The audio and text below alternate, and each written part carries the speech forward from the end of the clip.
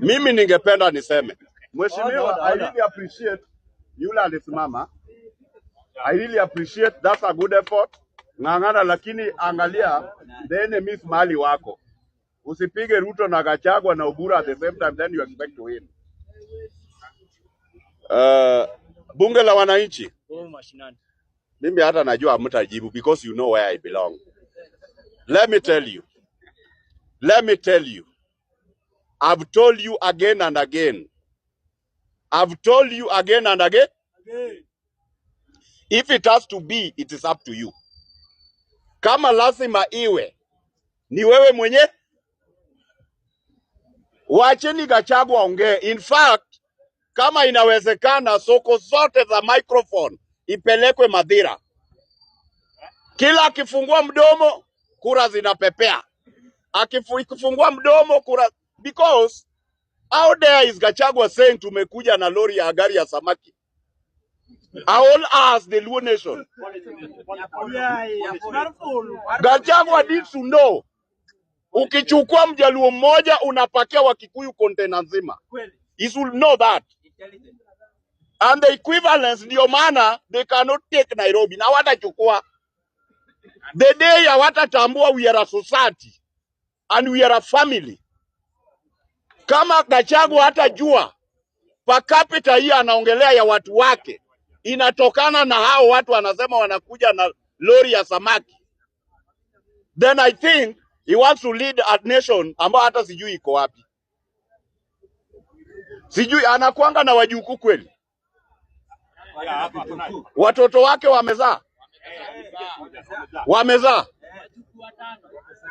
How can that an old man talking recklessly like that? Huh? Gachagua na jinsi amechukua Wakikuyu ameweka kwa box.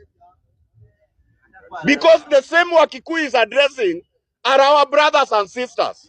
Na tunasaidiana. Hizo manyumba anatuimbia. Bila hao watu wanasema wamekuja na nini lori ya samaki. Na wale wengine sijui wamekuja na nini. Hizo nyumba zinakuwa vitu. Kuna Mjaluo ama Mluya ama Mkale anatoa mboga huko Ushago akileta Nairobi.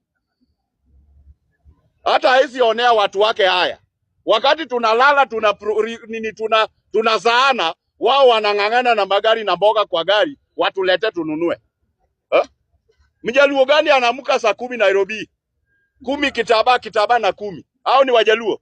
Asitulete. Naambiwe asilete hiyo culture ya community tunagongana. Aambiwe. The distance between Madhira and Nairobi ni kubwa sana. Kama ana upuzi apeleke kwao. Because I expected Mbere North achukue subuhi, anarudi analia kama mtoto. Mtende in fact jamaa mpaka anaosha vyombo kwa nyumba ya watu kusudi kura ipigwe. Na wale wamepiga kura kwingine. Let me tell you. Kama hiyo njia ndiyo itafanya Gachagua awe rais hii, lakini I think atakuwa kama watu wengine wote wamekufa. Atakuwa rais ya watu ambao hawajawahi zaliwa. Because we cannot accommodate somebody ambao according to you unajihisi ni mtu mzima kumbe ni mtoto. Na mimi na beseech wale wanashiriki PCA. Let those people know kwamba kama hataki wale watoto wa mama wanashiriki kwa hizo makanisa wakule tear gas. The day Gachagua anakuja waweke ibada nje. Because akiingia kwa kanisa ameleta swara kwa kanisa. Sasa hata tunashindwa ni kanisa gani hiyo watu wanashiriki. Alafu leo hii amegundua kama si Kayole sijui ni Mathare.